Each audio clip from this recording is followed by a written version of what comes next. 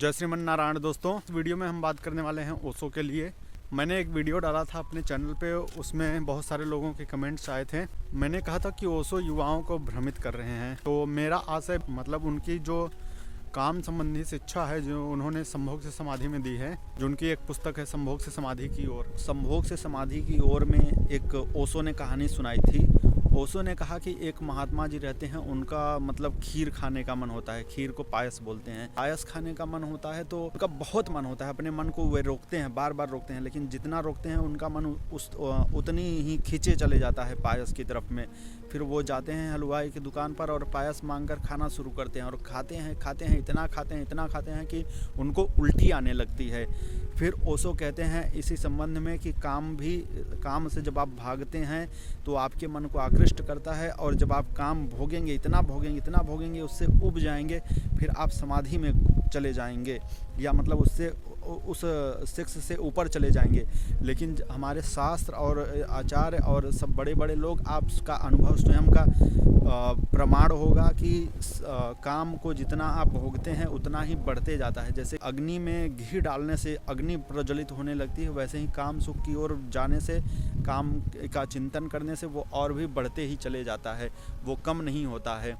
तो ऐसी बहुत सारी बातें हैं जो ओशो की भ्रमात्मक हैं, और अगर आप उसे फॉलो करते हैं तो आप अपने जीवन को नष्ट ही करेंगे। इन सब में सबसे अच्छा हमारा जो धर्म है, रामायण महाभारत गीता, उन सब में जो शिक्षाएं हैं वो सब बहुत सुंदर हैं। और ओशो इस बात को मतलब एक तरह से भ्रमात्मक लोगों में फैलाते हैं कि शास्त्र पढ़ लिए तोता हो गए। शास्त्र पढ़ने से तोता हो जाना ठीक है, एक अलग बात है, लेकिन अगर आप जो शास्त्र पढ़ते हैं उसको आचरण में लाएंगे तो आपको सहज ही अनुभव प्राप्त हो जाता है। जीवन के जो अनुभव हैं वो सहज ही प्राप्त होते हैं। तो आप शास्त्र को पढ़िए, उसको अपने आचरण में लाइए और जीवन का अनुभव प्राप्त कीजिए। और हमारा जो धर्म है वो कोई जीवन विरोधी नहीं है। हमारे धर्म में तो धर्म, अर्थ, काम, मोक्ष चारों चीज़ें हैं और वही पुरुषार्थ कहलाती हैं। और मैंने ओशो की कई सारी पुस्तकें पढ़ी हैं और बहुत मतलब एकदम बाकायदे से पढ़ी हैं, और कई सालों तक मैंने ओशो को सुना है, कम से कम 4 साल 5 साल सुना है ओशो को बाकायदा। और जो मेरे मित्र मेरे वीडियो पे कमेंट कर रहे हैं कि ओशो का आप नहीं समझते, मैंने बहुत गंभीरता से समझने की कोशिश की है।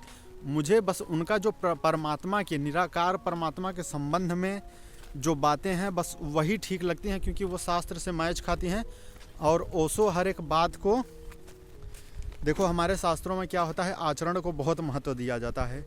और ओशो जो हैं वो जब ज्ञान की बातें तो बहुत बड़ी बड़ी करते हैं, लेकिन उनका आचरण बिल्कुल ठीक नहीं है। आप तमाम सारे ऐसे वीडियो पाएंगे जो उनकी वो हैं क्या, सेक्रेटरी शीला, उन्होंने खुद एक्सेप्ट किया था ओशो नशा लेते थे, और इतना ज़्यादा नशा लेते थे कि नशे से बाहर आना उनका बड़ा मुश्किल था। और शराब वराब का समर्थन करते हैं ओशो। बहुत सारी ऐसे तमाम बातें हैं जो ओशो देखो तर्क से अपने सही साबित कर देते हैं, लेकिन समाज के लिए, एक जो हम अच्छा समाज चाहते हैं उन सब के लिए ठीक नहीं है। तो वही मैं कह रहा था कि ओशो जो है वो युवाओं को भ्रमित कर दे रहे हैं। एक और चीज़, आप अगर ओशो को पढ़ेंगे तो आपको लगेगा कि मतलब जैसे काम के संबंध में कुछ बुरा नहीं है, जबकि हमारे यहाँ मतलब वैध काम को तो अच्छा माना जाता है, अवैध काम को बहुत गलत माना जाता है। शास्त्रीय विधि से वो दंडनीय है। ओशो को जो फॉलो करते हैं वो कहीं ना कहीं भ्रम में हो जाते हैं। मैंने बहुत सालों तक फॉलो किया, जैसे आज कई सारे लोग मेरे वीडियो पे कमेंट कर रहे हैं ओशो के विरोध में।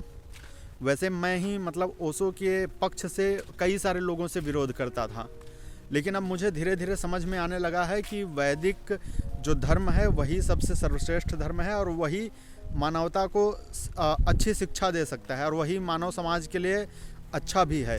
जो लोग युवा हैं उनका मन थोड़ा विद्रोही होता है, जो विद्रोह करना चाहते हैं ओशो उसी का सहारा लेकर युवाओं को मतलब एक भ्रमित करते हैं। जबकि वही युवा आगे चलकर जब जैसे ही वो थोड़ा एडल्ट होंगे, समझदारी उनकी आएगी, तो वो स्वयं खुद ही ओशो को छोड़ देंगे, इतनी मैं गारंटी दे सकता हूँ। और ओशो की बातें कैसी होती हैं, बहुत भ्रम में डाल देती हैं। वो भ्रम में बोलते हैं इसलिए डालते हैं कि वो कहते हैं जिससे तुम विश्वास ना कर लो, खोजो, जीवन में अनुभव करो। ये तो ठीक है, कोई बात नहीं है। हम लोग ब्राह्मण परिवार से हैं, तो हमारे पिताजी पंडित हैं, तो बहुत पूजा पाठ वगैरह करते हैं। कथा वगैरह नहीं सुनाते हैं, खाली पूजा पाठ करते हैं खुद से, अपने मतलब उनकी अपनी भक्ति है उस भाव से। तो मैं रामायण और महाभारत सब कुछ पढ़ता था, लेकिन मेरी उतनी श्रद्धा नहीं थी। फिर ओशो को जब मैं पढ़ने लगा, तब ओशो के चक्कर में मैंने मतलब उन सब से विद्रोह हो गया जैसे मेरा शास्त्र से, क्योंकि ओशो कई बार कहते हैं शास्त्रों को जला दो, शास्त्रों को हटा दो, शास्त्र कचरा है, शास्त्र हटाओ, ऐसे करके।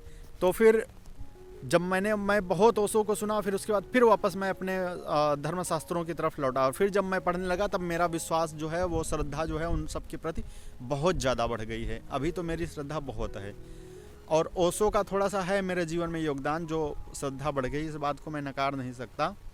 लेकिन बहुत सारी ओशो की बातें ऐसी हैं जो भ्रमात्मक हैं, जो समाज के लिए ठीक भी नहीं है।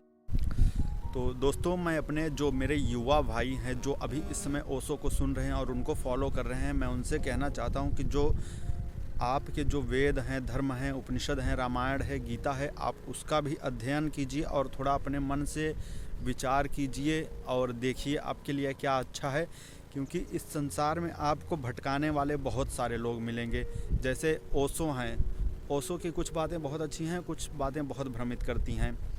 और इस समय आचार्य प्रशांत हैं, वो युवाओं को काफ़ी भड़का रहे हैं, शास्त्र से हटा रहे हैं लोगों को। सद्गुरु जग्गी वासुदेव हैं, ये सब ऐसे व्यक्तित्व हैं जिनको मैं कभी बहुत ज़्यादा ही फॉलो करता था। उनके बहुत सारे वीडियो, उनकी बहुत सारी पुस्तकें पढ़ी है, उसके बाद मैं बोल रहा हूँ। और मैंने सबसे लास्ट में पाया कि जो हमारे धर्म दर्शन हैं वो सबसे उत्तम हैं, वो आपके कल्याण के लिए एकदम हैं, बिल्कुल बहुत अच्छी चीज़ है। आपको बिल्कुल भटकाते नहीं हैं। आप उसका अध्ययन कीजिए, आप उसको आचरण में लाइए, आप खुद ही जो अनुभव है वो आपके जीवन में आएगा, स्वतः आएगा।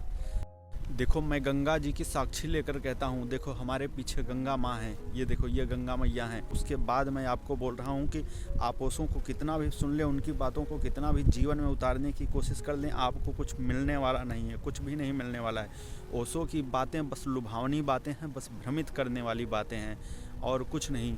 क्योंकि जैसे आप मेरा इस समय विरोध कर रहे हैं, वैसे ही ओशो की बातों को सुनकर मैं उनकी बातों को प्रचारित करता था और लोगों से मैं शास्त्र की निंदा करता फिरता था। लेकिन अब मुझे धीरे धीरे जो समझ में आ गया है कि शास्त्र ही हमारे जीवन की सार्थकता को बताते हैं, और जो शास्त्र हमें बताते हैं वही हमारे लिए मार्ग लाभदायक है। भी आप देखें कितने सारे लोग हैं, सब अपने मन से अपनी बातें बनाते हैं, जो उनको सही लगता है वो ठीक है, जो नहीं सही लगता है उस पर तर्क करते हैं।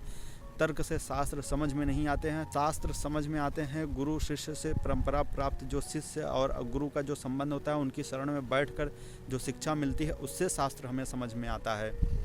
भगवान राम, भगवान कृष्ण, सभी लोगों ने शास्त्र को माना है, शास्त्र की रक्षा की है, शास्त्र को प्रमाण माना है।